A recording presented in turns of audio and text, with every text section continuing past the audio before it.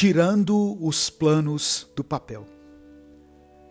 É possível você começar a tirar os projetos e planos do papel ainda hoje e começar a realizar aquelas coisas que você deseja há tanto tempo.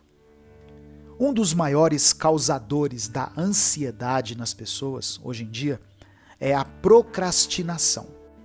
Procrastinar significa adiar decisões e atitudes que nós já deveríamos ter tomado. Aos poucos, vamos deixando pequenas tarefas inacabadas, desde lavar algumas poucas vasilhas que estão na pia, estudar um pouco para uma prova, ou até mesmo terminar tarefas simples do seu trabalho, mas quando nos damos conta, as poucas vasilhas se tornaram um amontoado de louças. O estudo que você prometeu que seria progressivo até o dia da prova se acumulou em seu conteúdo e por isso se torna um maçante estudo intensivo, poucas horas antes de você realizar a prova. E as tarefas de rotina do seu trabalho se tornam uma grande demanda que precisa ser realizada em cima da hora. Esses são apenas alguns exemplos de coisas pequenas que vamos adiando até que elas se tornem algo imenso. E na mesma proporção, isso acontece também na nossa vida. É assim que funciona a procrastinação. Quanto mais demoramos para fazer algo, maior esse algo se tornará à medida que o tempo vai passando. E viver dessa forma nos impede de conseguirmos tirar alguns planos do papel. Pois se temos dificuldade de concluir tarefas tão simples do cotidiano, que dirá tarefas mais pesadas, que demandam mais tempo e mais dedicação. Uma louça que se acumula na pia, uma cama que você deixou de arrumar pela manhã, podem impedir você de iniciar ou de dar continuidade a um projeto, pois o seu cérebro te lembra de algo simples que você não conseguiu fazer e te diz que, de forma alguma, você vai conseguir fazer algo mais complexo. Eu pesquisei aqui para fazer essa reflexão e tentei me desviar ao máximo de respostas simplistas e repetidas. Mas, infelizmente, o que eu descobri foi que o principal motivo de não conseguirmos concluir tarefas simples é o vício em celular. Talvez nem seja um vício no celular de fato, mas o vício na sensação que as redes sociais nos causam. Essa sensação de estar acumulando conhecimento, absorvendo referências e até mesmo conseguindo estímulos para fazermos o que precisamos fazer. Por exemplo, ao pesquisar sobre esse tema, eu me peguei procrastinando, pois ao invés de concluir a minha pesquisa e começar a escrever o que eu estou relatando aqui nessa reflexão, eu comecei a postergar essa tarefa com a desculpa de estar acumulando conhecimento sobre o tema que eu estou falando. Nós precisamos estabelecer metas e horários em nosso dia, para que, de um determinado horário até outro, nós possamos cumprir essas tarefas do dia, para então tirarmos um tempo para a diversão ou simplesmente para ficarmos nas redes sociais. Algumas pessoas, quando escutam palavras como metas, horários, sentem até arrepios, pois elas acham que esse tipo de coisa irá as prender, quando na realidade, ter horário para cumprir as suas tarefas ajuda a evitar o sentimento de ansiedade por não as ter cumprido antes e, como consequência, ter que desempenhá-las naquele momento em que poderia estar se divertindo, se exercitando ou até visitando um parente querido. Seja honesto consigo mesmo e pare de adiar o cumprimento das pequenas tarefas que você tem para serem feitas, pois ninguém as fará por você. Se desligue um pouco do seu celular e se conecte com o que você precisa fazer agora, nesse momento, para que em outro momento você possa se divertir, se distrair e relaxar sem culpa e sem se sentir ansioso por tarefas inacabadas. Praticando a autossabotagem. Você pode viver um novo momento em sua vida e você pode experimentar uma nova mentalidade que, ao invés de te paralisar, irá te conduzir ainda mais longe em sua jornada. Autossabotagem é o ato de agir contra si mesmo, atrapalhando as suas próprias tarefas diárias, sua rotina e até mesmo seus passatempos. Quando você está apenas seguindo o dia e fazendo suas tarefas, sua mente diz que você não está sendo produtivo o suficiente. E quando você quer apenas descansar, sua cabeça te lembra de todas as coisas que você tem que fazer, o que torna simplesmente impossível o seu descanso. Esses são apenas alguns exemplos de autossabotagem. Estar em um relacionamento com alguém e pensar que aquela pessoa está te traindo o tempo todo por você não se achar bom o suficiente para ela, também é uma forma de autossabotagem. Mas será que é possível nos livrarmos desse tipo de pensamento? Quando pensamos em mudar de mentalidade, começamos a imaginar quais são as pessoas que estão ao nosso lado, que poderiam usar palavras de afirmação que nos lembrassem de quem nós somos. E sim, isso ajuda bastante, mas não dá para contarmos sempre com a ajuda dos outros, principalmente porque muitas vezes nós não expressamos aquilo que sentimos de fato, para que alguém consiga nos ajudar profundamente. Para sair de uma mentalidade de autossabotagem, você terá que fazer um esforço pessoal, diário, e terá que lutar contra isso de pouco em pouco, dando um passo de cada vez. O autoconhecimento é uma maneira de começarmos a lutar contra a autossabotagem. Saber quais são suas qualidades e aprender a apreciá-las, saber quais são os seus defeitos e entender que você não é o único que precisa de mudança em sua vida.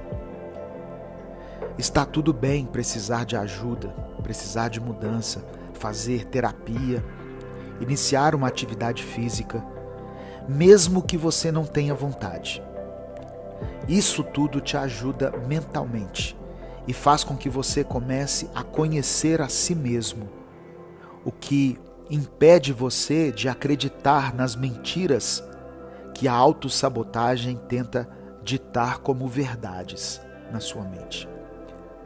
Quando pensamentos assim vierem, você saberá exatamente se eles condizem ou não com a sua realidade, pois você conhecerá muito bem a si mesmo. Não se diminua. Você já se sentiu inferior, seja no seu ambiente de trabalho, seja no ambiente acadêmico, em um grupo de amigos ou até mesmo em um relacionamento amoroso?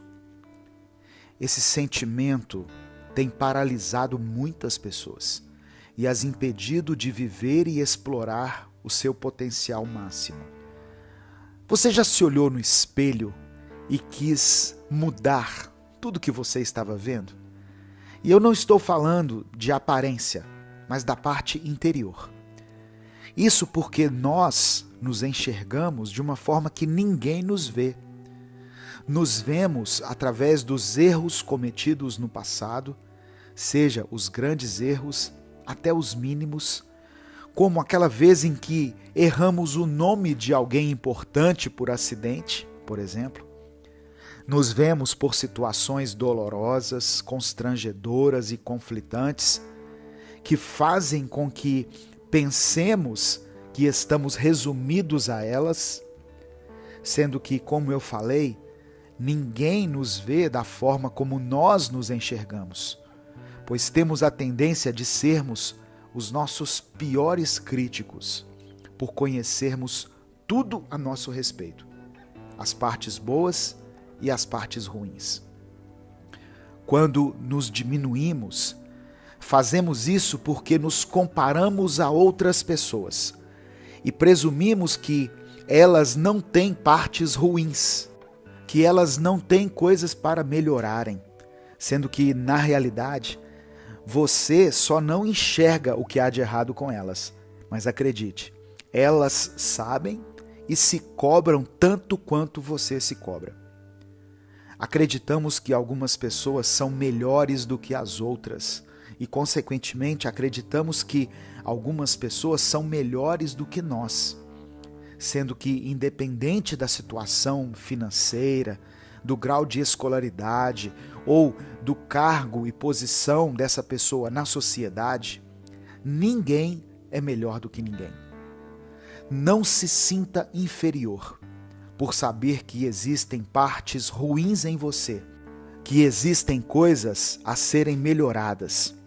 Pelo contrário, se sinta feliz, pois você se conhece bem e sabe os seus pontos positivos e negativos.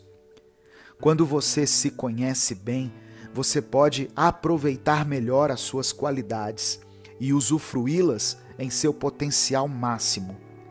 E ainda pode buscar uma melhoria em seus defeitos. Não se diminua, pois ninguém está acima de você e nem abaixo. Todos estamos lado a lado, tentando acertar e tentando sermos melhores a cada novo dia.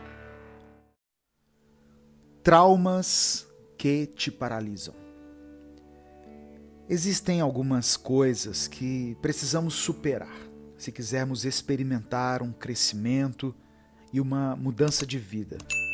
E é sobre isso que eu quero falar nessa reflexão de hoje. Somente quem já passou por uma situação tão dolorosa a ponto de criar um trauma sabe o quão difícil pode ser conseguir superá-lo e prosseguir com a vida. E sabe a sensação de frustração que dá quando pensamos que todos estão seguindo com as suas vidas normalmente, sem ter que lidar com nada. E temos a sensação de que apenas nós estamos ficando para trás. E não é que nós gostaríamos que todos tivessem coisas para superar como a gente. De forma alguma. O que desejamos é que nós não tivéssemos que lidar com nada disso. Com essas situações que tanto nos ferem.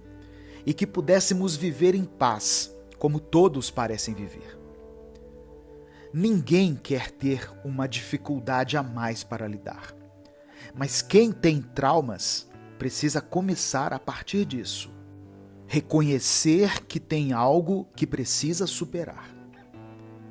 O primeiro passo em direção à superação é a aceitação de que eu não consigo viver como todo mundo vive, pois eu não tive as mesmas experiências de vida que eles tiveram. Isso não te torna pior do que ninguém, e você não precisa ter vergonha de precisar de ajuda, pois a vergonha só atrapalha o seu processo.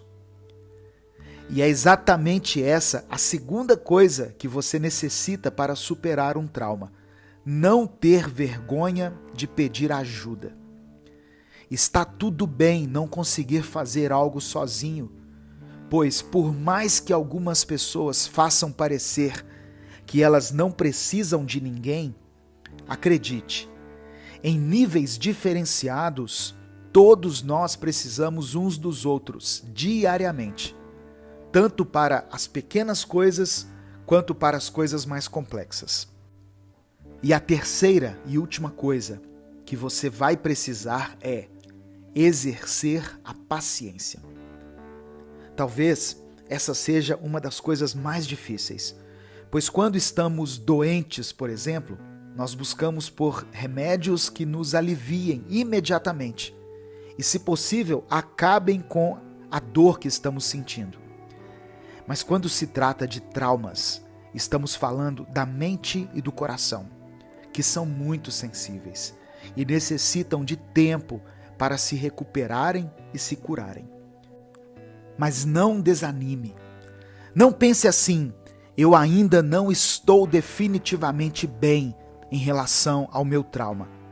Ao invés disso, pense da seguinte maneira: eu estou melhor hoje do que estive ontem.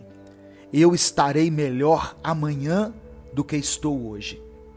Pois é assim que nós conseguimos superar algo doloroso, com pequenos passos, dia após dia. Tenha mais calma ao falar.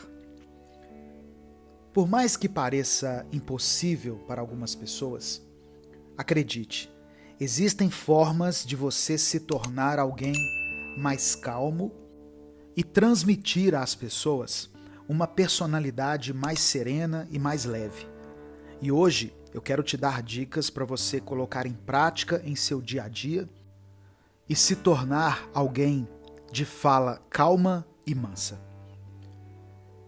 É estranho pararmos para pensar que o lugar em que nós mais nos estressamos é o nosso lar, onde deveríamos estar mais à vontade. Parece que quanto mais intimidade temos com alguém, mais deixamos de filtrar as nossas emoções e permitimos que todas elas saiam de nós sem considerar como aquilo poderá afetar o outro. Achamos às vezes que é até um direito nosso agirmos dessa forma com as pessoas que nos conhecem há mais tempo, porque pensamos da seguinte maneira: eu já me contenho o dia inteiro e tenho que agir com simpatia com todos no ambiente de trabalho. Então, por que teria que filtrar as minhas emoções até no meu lar? Porém, agir de forma calma, pensar 2 vezes antes de falar e respirar fundo antes de tomar uma atitude tem a ver com responsabilidade afetiva. Precisamos desenvolver uma consciência de que todos têm sentimentos, todos têm os seus problemas e as suas dificuldades, e não somente eu e você. É difícil enxergar o ponto de vista do outro, eu sei, pois às vezes parece que a nossa vida é um filme ou uma série em que nós somos os personagens principais e os outros não passam de coadjuvantes. Porém, todo mundo tem as suas questões a resolver. Não podemos despejar tudo sobre os outros, mas precisamos aprender a nos controlar. E isso não significa que não seremos verdadeiros com os outros, pois a verdade é importante. Mas a forma como a verdade é dita, como ela é expressada, também é tão importante quanto ela própria. Quando começamos a agir de forma mais calma e ponderada com as pessoas que nos conhecem há mais tempo, num primeiro instante elas poderão até estranhar e pensar que estamos querendo ser melhores do que elas ou algo desse tipo. E isso, obviamente, vai nos chatear no primeiro instante. Porém, não podemos desanimar, pois agir com mais calma é agir com inteligência. E é necessária uma certa persistência se quisermos fazer da calma o nosso estilo de vida. Pense que isso será benéfico para as pessoas que convivem com você, será benéfico para o ambiente que você frequenta, pois você estará promovendo harmonia por onde passar.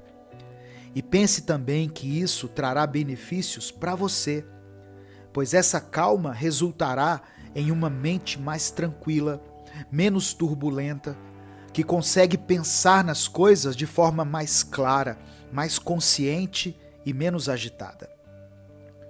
Não existe outra receita para quem quer ter mais tranquilidade na vida, a não ser essa. Haja com mais calma, e essa calma voltará para você. Considere a dificuldade dos outros, Considere a luta e a falta de alguma coisa que essas pessoas também podem ter. Ajude as pessoas com suas palavras, ajude elas com suas atitudes e, às vezes, ajude-as até simplesmente ficando calado e permanecendo ao lado delas, pois muitas vezes não é nem necessário que falemos algo, e sim que apenas sejamos um suporte e fiquemos ali com aquela pessoa, em silêncio. Claro, esse será um processo longo que vai exigir a sua paciência e persistência, e é algo que será construído dia após dia. Mas acredite, valerá a pena no fim das contas. Inscreva-se nesse canal, ative as notificações para que você não perca nenhuma reflexão.